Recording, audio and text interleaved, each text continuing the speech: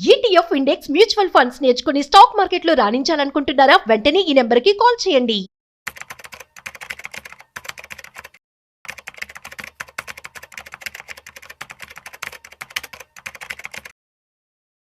Forty is the new 60. మీరు వింటున్నది నిజమే. అంటే 40 ఏళ్లలోనే మనం 60 ఏళ్ల వాళ్ళలాగా రిటైర్డ్ అయిపోవాల్సిన పరిస్థితి ఏర్పడుతుందంట. ఎందుకు అంటే మనం ప్రస్తుతం చూస్తూ ఉన్నట్లయితే ఐటీ సెక్టర్లో చాలా ఎఫెక్ట్ అవుతుంది. ఐటీ ఎంప్లాయీస్ అందరూ కూడా ఈ మధ్య లే ఆఫ్స్ జరుగుతూ ఉన్నాయి. ఎవరైతే సీనియర్స్ ఎంప్లాయీస్ ఉన్నారో, ఎవరికైతే హైయెస్ట్ ప్యాకేజెస్ ఉన్నాయో వాళ్ళందరికీ కూడాను ఎఫెక్ట్ అవుతుంది. ఇటువంటి పరిస్థితుల్లో వారి యొక్క ఫినాన్షియల్ మేనేజ్మెంట్ కావచ్చు ఎలా చేసుకోవాలి, అట్ ద సేమ్ టైం ఈ యొక్క ఐటీ సెక్టర్ ఆర్ ఈ లే ఆఫ్స్ ఏఐ కారణంగా రియల్ ఎస్టేట్ కూడా దెబ్బతినే అవకాశం అయితే కనిపిస్తుందట. అసలు దీనికి సంబంధించి పూర్తి సమాచారం ఇవాళ మనతో చెప్పడానికి certified financial planner Madhavi Reddy గారు ఉన్నారు. వారి మాటల్లోనే అడిగి తెలుసుకుందాం. హాయ్, హలో, నమస్తే, వెల్కమ్ టు సుమన్ టీవీ. నేను మీ Rajeev Pasupuleti. Let's start. Hi ma'am, నమస్తే. నమస్తే అండి. ఎలా ఉన్నారు మ్యామ్? గుడ్ అండి. యా, మ్యామ్, లే ఆఫ్స్ మనం చూస్తూ ఉన్నాం. టీసీఎస్ లోనే 12,000 ఉద్యోగాలు లే ఆఫ్ అయిపోయాయి. దీన్ని మనం ఎలా తీసుకోవచ్చు? అండ్ 40 ఈజ్ ద న్యూ 60 అంటున్నాం. అసలు ఏంటి, అసలు చెప్తారా? సో ఇప్పుడు ఏంటంటే నాట్ ఓన్లీ టీసీఎస్ అండి, ఎక్కడైనా మీకు ఈ అన్సర్టనిటీ అయితే బాగా కనిపిస్తోంది. అంటే మిగతా ఐటీ కంపెనీస్ లో కూడా మేబీ అంత హై లెవెల్లో కాకపోయినా కొంత లే ఆఫ్స్ అయితే జరుగుతూ ఉన్నాయి. ఎస్పెషల్లీ మనము ఈ 40 ఈజ్ న్యూ 60 అనడానికి కారణం ఏంటంటే వాళ్ళు ఎక్కువగా కూడా టార్గెట్ చేస్తుంది, అంటే లే ఆఫ్స్ జరుగుతుంది the age group between 40 to 50. ఈ ఏజ్ గ్రూప్నే ఎక్కువగా టార్గెట్ చేస్తున్నట్టుగా ఐటీ కంపెనీస్లో మనకు కనిపిస్తుందండి. So why can't be prepare అంటే బై ద యూ రీచింగ్ 40-45కి వచ్చేటప్పటికే మనము ఫైనాన్షియల్గా ప్రిపేర్డ్గా ఉన్నాం అనుకోండి. So whatever maybe these kind of things are coming, మనము వెల్ ప్రిపేర్డ్గా ఉంటే ఇలాంటి షాక్స్ కానీ ఇలాంటి అన్సర్టనిటీస్ కానీ మనం ఎన్నైనా ఎదుర్కోవచ్చండి. బట్ మనం చేస్తున్న మిస్టేక్స్ ఏంటి అనేది మనం తెలుసుకున్నామంటే ఈ టైంకి మనం కరెక్ట్ చేసుకోవచ్చండి. బట్ మీరు ఇంకా ఏమీ ప్రిపేర్డ్ అవ్వకుండా ఇలానే కంటిన్యూ చేస్తే మాత్రం one day it will be completely mess అనేది మనకి జరిగిపోతుంది. సో ఇప్పుడు మనం చెప్తున్న ఏవైతే కొన్ని పాయింట్స్ ఉన్నాయో అది ఏదో ఒకటి మీకు రిలేట్ అయితే తప్పకుండా అవుతుంది. సో దాన్ని ఇమీడియట్గా మీరు కరెక్ట్ చేసుకునే టైం ఉంటే మాత్రం డెఫినెట్గా దాని గురించి మీరు ఆలోచించవచ్చు. సో ఫస్ట్ థింగ్ ఏంటంటే ఈ గ్రూప్ హెల్త్ ఇన్సూరెన్స్లో ఉంటున్నారండి. అంటే మా దగ్గర కూడా చాలా మంది క్లయింట్స్ వస్తూ ఉంటారు. సార్ మీరు ఇన్సూరెన్స్ తీసుకున్నారంటే, ఎందుకు మేడం, మేము చాలా మంచి ఐటీ కంపెనీలో చేస్తున్నాము, వాళ్ళు చాలా మంచి కవరేజ్ ఇస్తున్నారు, మాకు 10 lakhs వరకు కవరేజ్ ఉంది, నాకు 10 lakhs ఉంది, మా వైఫ్కి ఒక 5 lakhs ఇచ్చారు, సో అసలు మాకు అవసరమే లేదు. So this is what they use to discuss about మేము ఇమీడియట్ గా. సో ఎప్పటి నుంచో మేము చెప్తూ ఉన్నాం అండి, ఆర్గనైజేషన్ తో సంబంధం లేకుండా మీరు ఓన్ గా ఒక హెల్త్ ఇన్సూరెన్స్ అనేది పెట్టుకోండి. ఎందుకంటే హెల్త్ విషయంలో మనం అసలు సెకండ్ ఛాన్స్ తీసుకోం కదండి. మీకున్న ఇన్వెస్ట్మెంట్స్ అన్ని వాడేస్తాము, ఇంక ఇవి సరిపోకపోతే ఎక్కడైనా డెట్స్ కూడా తెచ్చేస్తాం, అంతేగాని వి డోంట్ వెయిట్ కదా. సో అలాంటి ఎమర్జెన్సీస్ వచ్చేటప్పుడు మీరు ఇలా మాకు ఇచ్చే ఆర్గనైజేషన్ లో ఇచ్చే హెల్త్ ఇన్సూరెన్స్ ఉంది అని మీరు లే బ్యాక్ అయ్యారంటే మాత్రం that will cost you a lot. ఎందుకంటే ఇలా సడన్ గా మిమ్మల్ని జాబ్ లోంచి తీసేశారు అనుకోండి, సో మీకు ఎటువంటి కవర్ ఉండదు, ఇన్సూరెన్స్ కవర్ అనేది ఉండదు. సో అందరూ అండి, it is not about IT అని సెక్టార్ గురించి మనం స్పెసిఫిక్ గా చెప్పట్లేదు, కానీ మీరు ఏ ఆర్గనైజేషన్ లో మీరు ఏ సెక్టార్ లో ఉన్న ఆర్గనైజేషన్ తో సంబంధం లేని మీ పర్సనల్ గా ఒక హెల్త్ ఇన్సూరెన్స్ మెయింటైన్ చేసుకోండి. రెస్పెక్టివ్ ఎంత ఎర్లీగా మీరు స్టార్ట్ చేసుకుంటే అంత మంచిదండి. తర్వాత ఎక్కువగా పేరెంట్స్ అండి, సో మీకైతే ఏం ఇష్యూస్ రాకపోవచ్చు, బట్ మీ పేరెంట్స్కి ఏమైనా అయ్యాయి అనుకో, ఈ రోజుల్లో మనం చూస్తున్నాం కదండి, వెన్ దే ఎంటర్ 60, 70, 80 years వరకు వాళ్ళ లైఫ్ స్పాన్ ఉంటుంది.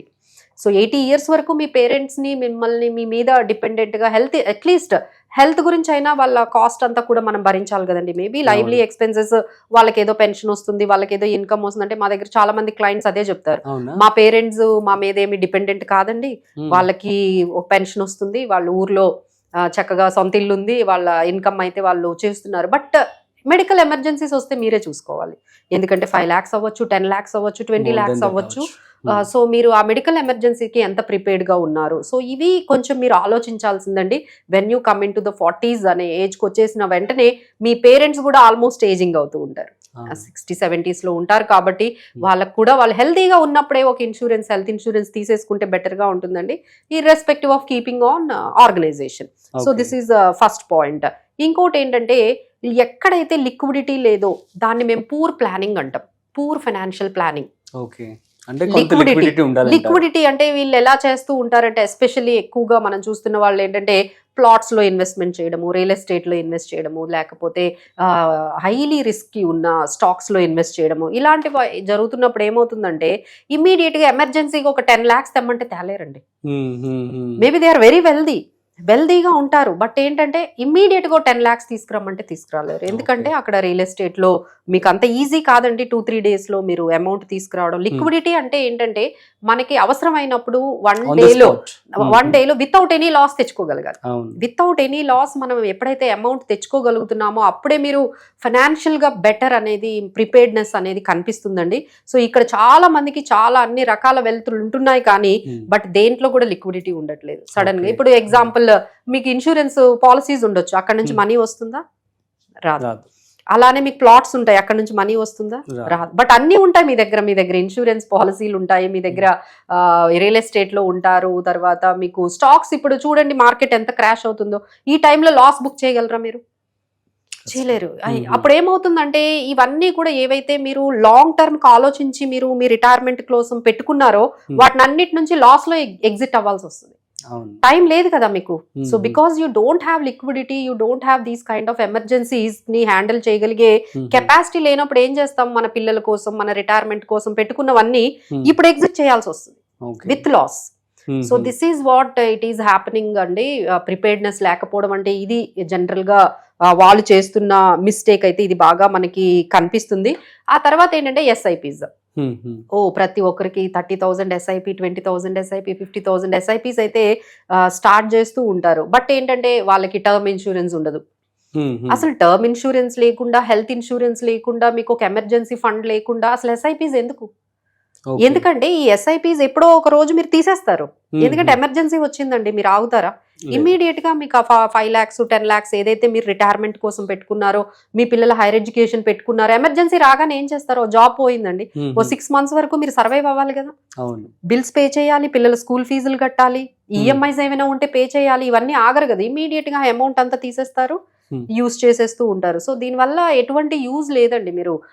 మీరు ఫస్ట్ ఏంటంటే ఎమర్జెన్సీ ఫండ్ అనేది 6 months మీ ఎక్స్పెన్సెస్ ఏవైతే ఉన్నాయో దానికి తగ్గట్టుగా ఒక లిక్విడిటీ పెట్టుకుంటే ఇలాంటివి ఎన్ని మీకు ప్రాబ్లమ్స్ వచ్చినా, ఇలాంటి డిజబిలిటీ కానీ, లేకపోతే డిసీజెస్ కానీ, లేకపోతే మెడికల్ ఎమర్జెన్సీ కానీ, ఇలా జాబ్ లాసెస్ కానీ, ఇలాంటివి ఎన్నైనా రావచ్చండి లైఫ్లో. బట్ మీరు వెల్ ప్రిపేర్డ్గా ఉన్నట్లయితే మీరు ఆ ప్యానిక్ లో చాలా రాంగ్ డెసిషన్ తీసుకుంటారు. డెట్స్ కి హై ఇంట్రెస్ట్ డెట్ కి వెళ్ళిపోతారు కదా. ఇమీడియట్ గా ఎమర్జెన్సీ రాగానే క్రెడిట్ కార్డ్స్ ని వాడేయడం, అసలు క్రెడిట్ కార్డ్ యూస్ చేసి క్యాష్ కూడా తీసుకున్న వాళ్ళు ఉంటారు. లేకపోతే 2-3% ఇంట్రెస్ట్ బయట నుంచి తెచ్చుకుని ఇలా మెస్ చేసేసుకుంటూ ఉంటారండి. ఎందుకంటే they are not prepared. So well prepared గా ఉండాలి అంటే ఇప్పుడు మేము చెప్పినవన్నీ కూడా ఒకసారి, అంటే ఇన్వెస్ట్మెంట్స్ అంటే it's not about returns.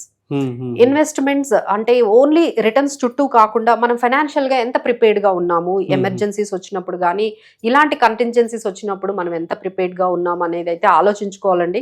So చాలా మంది ఇంకోటి చేసే మిస్టేక్ ఏంటంటే upgradation of the life style. ఎప్పుడైతే ఈ 30-40 ఏజ్ గ్రూప్ అంతా మేము చూస్తున్న వాళ్ళంతా ఖర్చు పెట్టేది ఏంటంటే అప్గ్రేడ్ ఖర్చు పెడతారండి. అంటే బెటర్ కార్, మీ కార్ ఉంటుంది, కార్ లేదని కాదు, బట్ యూ వాంటెడ్ అప్గ్రేడ్. మీకు బెటర్ ఫోన్ కావాలి రెగ్యులర్ గా, బెటర్ గ్యాజెట్స్ కావాలి, లేకపోతే 2 bedroom నుంచి 3 bedroom కావాలి. సో దీని మీద మీరు ఏదైతే అప్గ్రేడ్ మీద మీరు ఏదైతే ఖర్చు పెట్టేస్తున్నారో, ఈ 30-40 మధ్యలో మాక్సిమం అమౌంట్ అంతా కూడా మీరు ఈఎంఐస్ కి వెళ్ళిపోతున్నారో, so you are losing the compounding impact of investment. ఈ టైంలో మీరు ఎక్కువగా ఇన్వెస్ట్మెంట్స్ చేయాలి, కానీ ఈ 30-40లో ఏం చేస్తారంటే ఎక్కువగా ఈఎంఐస్ కి పే చేస్తారు. అందరికండి, ఈ ఏజ్ గ్రూప్ ఉన్న వాళ్ళందరికీ కూడా మీరు మాక్సిమం చూస్తే ఇన్వెస్ట్మెంట్స్ మేబీ 10% ఉంటాయండి అంతే. బట్ ఆ 30-40% ఇన్వెస్ట్మెంట్స్ చేయాల్సిన ఏజ్ లో మీరు 10% చేస్తున్నారు. మిగతా 40% ఏమవుతుంది అంటే ఈఎంఐస్. 50% మీ లైవ్లీ ఎక్స్పెన్సెస్ కి వెళ్ళిపోతూ ఉంటాయి, 40% ఈఎంఐలకి వెళ్ళిపోతుంటే, ఇన్వెస్ట్మెంట్స్ చూస్తే 10% ఉంటాయి. అంటే మీకు 1 lakh ఇన్కమ్ ఉన్న 10,000 సేవ్ చేస్తారు. Is it enough? No, not enough. 10% అనేది ఎక్కడికి సరిపోదండి. మీ కిడ్స్ హైయర్ ఎడ్యుకేషన్ కానీ, ఇప్పుడు కొత్తగా ఒకటి చూస్తున్నాము ఇండియాలో, మీరు ప్రాపర్ గా కంఫర్టబుల్ గా రిటైర్ అవ్వాలంటే ఒక 3-4 crores ఉండాలి. సో 3-4 crores మనం రిటైర్మెంట్ అవ్వడానికి ఉండాలి అంటే మీరు ఎంత ఎర్లీగా స్టార్ట్ చేయాలి, ఎంత ఎక్కువ పర్సంటేజ్ స్టార్ట్ చేయాలి, and that to in this kind of uncertainties. True. మనకి ఎప్పుడు Hmm. జాబ్ ఉంటుందో ఎప్పుడు కంటిన్యూగా బ్రేక్ పడుతుందో తెలియని ఈ టైంలో Hmm. మనం ఎంత ఫాస్ట్ గా అంత ఎక్కువగా మీరు ఇన్వెస్ట్మెంట్స్, తర్వాత ఈ ఎమర్జెన్సీ ఫండ్, ఈ టర్మ్ ఇన్సూరెన్స్, వీటి మీద మనం ఎక్కువగా ఫోకస్ చేయాలండి. It's not chasing the returns. Hmm. Returns, investments, returns మీద చేజ్ చేయకుండా మనం వెల్ బ్యాలెన్స్డ్ గా వెళ్ళాలి. అఫ్ కోర్స్ అండి, every client has different situation. అవును. ఈ సిచ్యువేషన్ లో కొంతమందికి ఇల్లు తీసుకోవాలి, బయట చూస్తే ఒక 1 crore అలా ఉంది. So Mhm. ఈఎంఐ చూస్తే 60-70,000 ఉంటుంది. అవును. సో మరి మిగతా వాటికి ప్లానింగ్ అనేది అంటే దేర్ ఎంటైర్ లైఫ్ వాళ్ళ సేవింగ్స్ అన్నీ కూడా నెక్స్ట్ 20 years కి ఈఎంఐకి వెళ్ళిపోతాయి. అవును. సో మీన్ 20 years సేవింగ్స్ అన్ని, 20-25 years సేవింగ్స్ అన్ని ఈఎంఐకి వెళ్తే ఇక మీరు మిగతా వాటిని చేయడానికి చాలా కష్టంగా ఉంటుందండి. సో ఇలాంటి డెసిషన్స్ తీసుకునేటప్పుడు you better have a financial advisor అండి. అంటే పెద్ద పెద్ద ఎఫ్లుయెంట్ ఇన్వెస్టర్స్ కూడా Hmm. వాళ్ళందరూ కూడా 60-70% ఎవరైతే ఎఫ్లుయెంట్ ఇన్వెస్టర్స్ ఉన్నారో వాళ్ళందరూ కూడా ఎక్స్పర్ట్స్ దగ్గరికి వెళ్తారు. ఓకే. ఎక్స్పర్ట్స్ అడ్వైస్ తీసుకుంటారు ఏదైనా డెసిషన్స్ తీసుకునేటప్పుడు, either it is insurance or investments or taking the decision of buying the home. Hmm. ఎలాంటి డెసిషన్స్ అయినా ఒకసారి వాళ్ళు ఎక్స్పర్ట్స్ ని కలిసి వాళ్ళతో మాట్లాడి అప్పుడు డెసిషన్స్ తీసుకుంటారండి. బట్ జనరల్ గా మనం ఎక్కడ డెసిషన్స్ తీసుకుంటాం అంటే Hmm. ఇంట్లో వాళ్ళు చెప్పింది, Hmm. ఫ్రెండ్స్ వాళ్ళతో ఇన్ఫ్లుయెన్స్ అయిపోయింది, లేదు మీ ఆఫీస్ లో ఎవరో ఎట్లా వాళ్ళు ఇచ్చిన ఇన్ఫ్లుయెన్స్, వీటితోనే మనము అన్ని డెసిషన్స్ తీసేసుకుంటాం. అవును. జనరల్ గా True. ఎమోషనల్ గా వెళ్ళిపోతూ ఉంటాం. బట్ ఏంటంటే దట్ ఈస్ నాట్ కరెక్ట్ అండి. మీ ఫ్రెండ్స్, ఫ్యామిలీ, మీ కొలీగ్స్ కన్నా better you approach experts first. Okay, super ma'am, thank you so much. So guys, అర్థమైంది కదా. So 40 is the new 60. So ఎంత ఎర్లీగా స్టార్ట్ చేస్తే మీరు అంత త్వరగా రిటైర్మెంట్ అవ్వచ్చు. At the same time, so main point, ఒకవేళ కనుక మీరు రిటైర్ అవ్వాలి అంటే కనీసం 3 కోట్ల రూపాయలు మీ దగ్గర అయితే ఉండాలని చెప్పి కూడా స్టాటిస్టిక్స్ చెప్తూ ఉన్నాయి. మ్యామ్ కూడా అదే చెప్పడం జరిగింది. సో మరొక ఇంట్రెస్టింగ్ కాంటెంట్తో మళ్ళీ కలుద్దాం. అంతవరకు చూస్తూనే ఉండండి సుమన్ టీవీ.